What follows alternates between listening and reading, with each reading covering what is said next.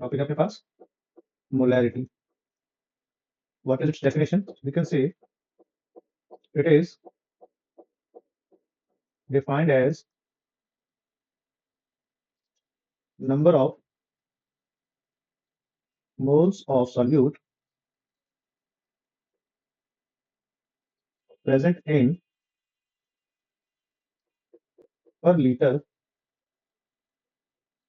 Volume of solution. It means कि 1 litre solution में अगर हम कहें जितना भी अमाउंट ऑफ सॉल्यूट प्रेजेंट होगा उसी को हम क्या बोल देंगे? मोलैरिटी। और अमाउंट किसमें होना चाहिए आपके पास? नंबर ऑफ मोल्स के अंदर। It means by the definition if we write formula so we can say n B volume in litre.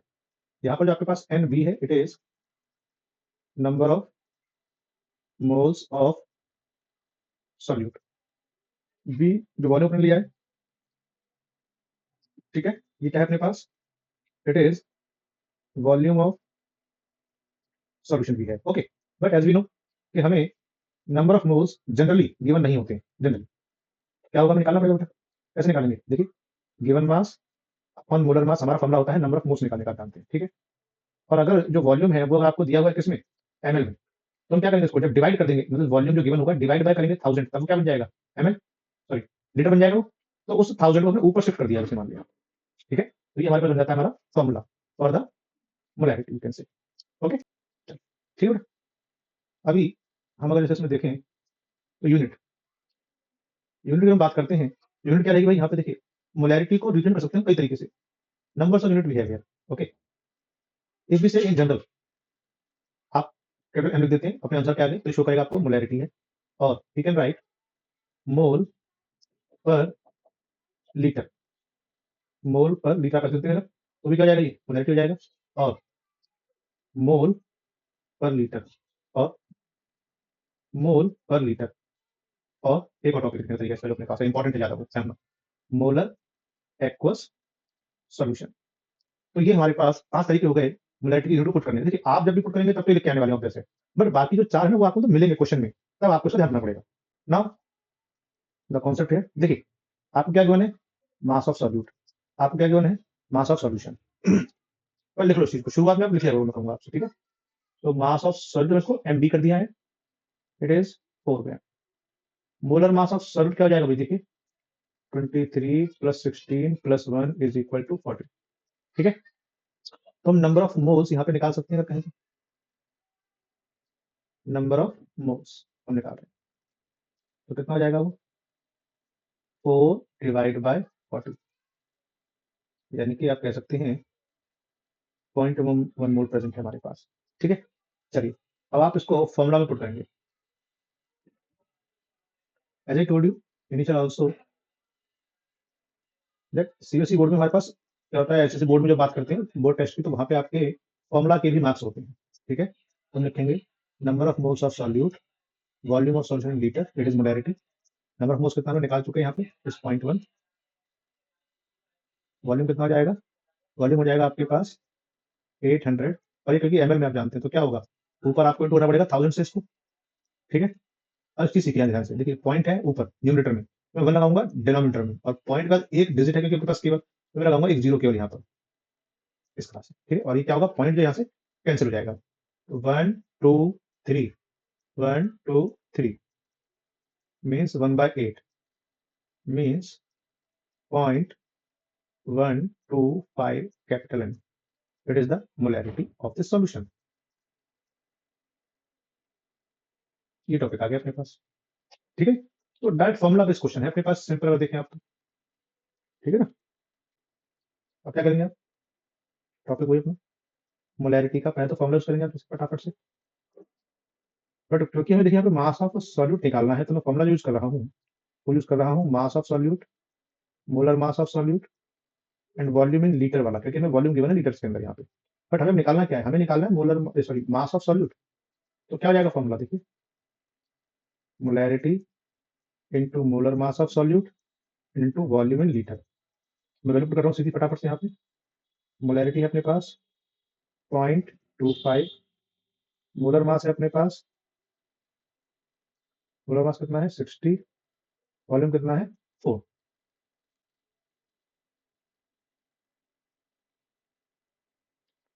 तो 60 ग्राम आ गया इसका मोलर मास।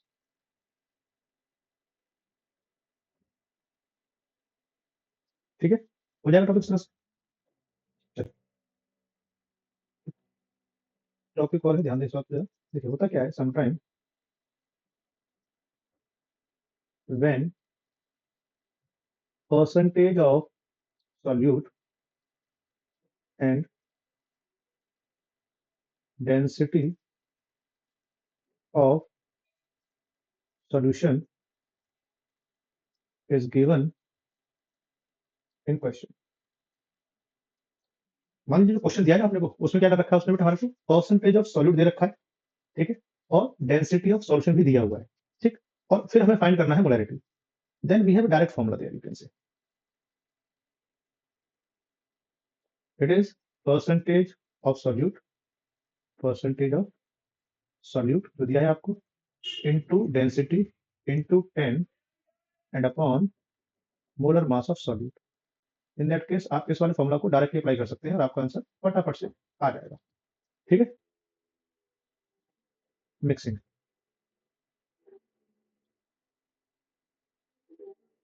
मिक्सिंग कॉन्सेप्ट क्या है बेसिकली, दैट हमारे पास जैसे HCl सॉल्यूशन के दो डिफरेंट कॉन्सेंट्रेशन के दो सॉल्यूशन रखे हुए हैं, ठीक है, और हमने क्या किया है, उन दोनों को आपस में मिक्स कर दिया, तो क्या होगा, एक थर्ड बन जाएगा सॉल्यूशन फाइनल अपने पास जो मिलने वाला है उससे। ठीक है, तो उस केस में बात करेंगे मिक्सिंग का जो केस मिलेगा अपने को, उसमें जो फॉर्मुला पुट करने वाले हैं वो होता है M1V1 plus M2V2 is equal to M3V3।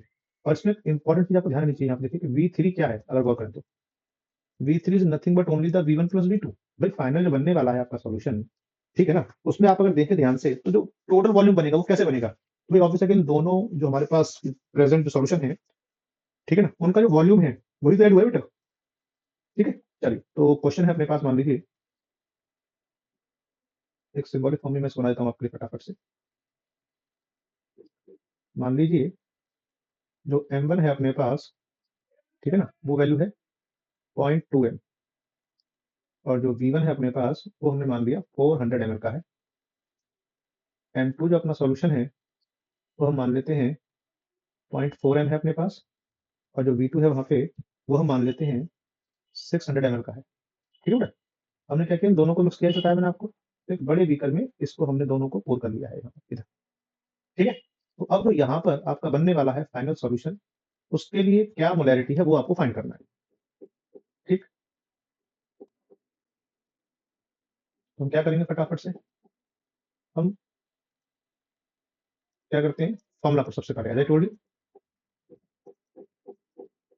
M3V3 हमें निकालना है। M3 क्या हो जाएगा, M1V1 plus M2V2 upon V3, और V3 क्या था, V1 plus V2 I told you. ठीक है, तो हम वैल्यू पुट कर देते हैं फटाफट से, it is 0.2 into 400 plus 0.4 into 600 and divide by 1000।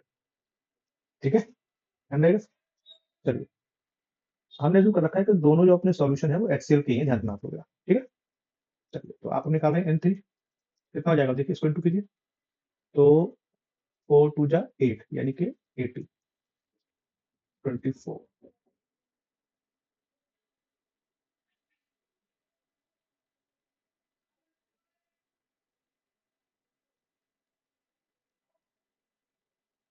ठीक,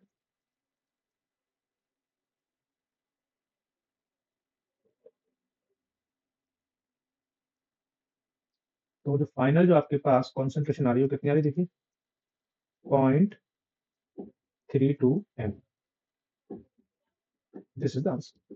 ओके, रिमेंबर दैट जो हमारा आएगा आंसर फाइनल अपने पास जो आने वाला है वो इस 0.2 जो मिनिमम वैल्यू है उससे ज्यादा होगा, और जो हाई वैल्यू है उससे लो आना चाहिए, हमेशा मिडिल में नहीं आना चाहिए दोनों के, डेफिनेटली।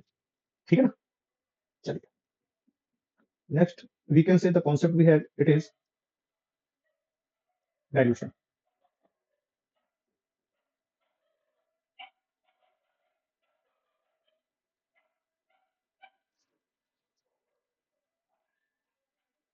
तो अपने पास हम बात करते हैं डाइल्यूशन में क्या होता है, देखिए हमारे पास कोई एक स्पेसिफिक कॉन्सेंट्रेशन का सॉल्यूशन है, उसमें हमने क्या करना है, कुछ वाटर को ऐड कर दिया है। ठीक है, जैसे मान लीजिए मेरे पास कोई एक सॉल्यूशन है जिसकी कुछ मोलैरिटी है और कुछ वॉल्यूम है, अब मैंने क्या किया, इसके अंदर वाटर को ऐड किया है। कॉमन कुछ भी हो सकता है मैंने कहा। तो अब क्या होगा, अब इसकी कॉन्सेंट्रेशन और वॉल्यूम दोनों बदल जाएंगे, ठीक है। तो यहाँ पे आप ध्यान इस बात का दें बेटा कि जो V2 है, जो फाइनल वॉल्यूम है वो क्या है, वो है V1 प्लस H2O एडेड, जितना भी हमने H2 एक्स्ट्रा ऐड किया है वो मिलकर बना होगा V2, ठीक है ना। ओके, तो वहां पे अपना जो फॉर्मुला यूज करने वाले हैं हम लोग, फॉर्मुला है M1V1 is equal to M2V2। ये ध्यान रखना, बहुत ही सिंपल टॉपिक। एज्यूम करते हैं कि हमारे पास कोई एक कॉन्सेंट्रेटेड सॉल्यूशन है, मान लीजिए M1 है, जो कि है 0.8 M का, और इसका जो वॉल्यूम है वो हमारे पास है 1200 ml। हमने इसमें 800 ml वाटर को ऐड कर दिया है, ठीक है। Now we know the V2, it is 2000 ml। हमें क्या निकालना है, हमें M2 फाइंड करना है। तो M1V1 is equal to M2V2, हमें M2 निकालना है। तो M1V1 अपॉन V2, करेक्ट, 0.8 और डिवाइड बाय 2000, तो it will be 960 by 2000। Okay, अब सॉल्व कर लीजिए, तो हो जाएगा 2 4 8 2 8 16। So this will be the final concentration. अब टेक अ लुक हियर, हमने क्या क्या देखा यहाँ पे, वॉल्यूम को बढ़ाया है सॉल्यूशन के। देखिए पहले वॉल्यूम कितना था, V1 1200 था, अब कितना हो गया 2000 ml, तो बढ़ गया वॉल्यूम। तो देखिए कॉन्सेंट्रेशन कम हो गई, जो कि पहले 0.8 थी वो 0.48 हो गई है।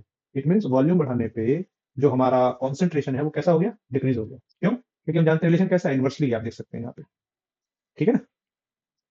इसमें ध्यान रखेंगे एक बात और, जो नोट लिख लें आप लोग, मैं कहूँ molarity is inversely inversely proportional